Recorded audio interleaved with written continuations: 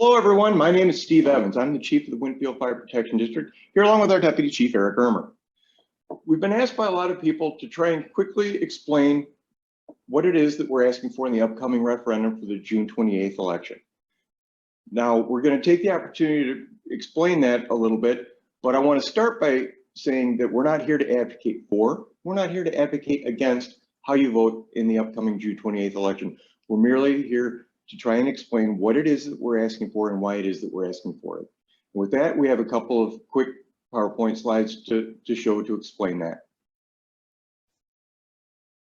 Simply, we're asking for four things. One paramedic staffed position, a second paramedic staffed position, a new ambulance for those two paramedics to respond in. Now, understanding that in a 911 ambulance, we have to respond with two paramedics. That means two paramedics a day for the 3 shifts because we work a 24-hour on, 48-hour off schedule. So that's actually, each one of those staff positions is 3 people.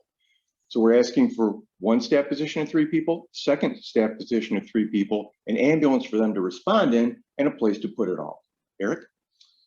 What that actually comes to is $1.3 million.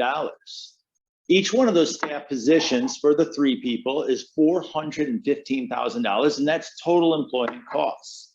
The $50,000, as you see below that, is for an ambulance replacement schedule to keep the fleet current and functional. And the last thing is the $430,000 for the principal and interest for the payments for the upgrades to the building to be able to house the ambulance and the people that take to run it.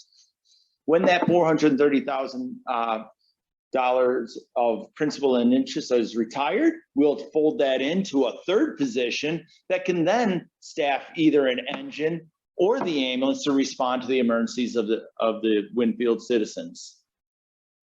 What that all comes to is there's the $1.3 million, but that's not how it's going to read on the ballot.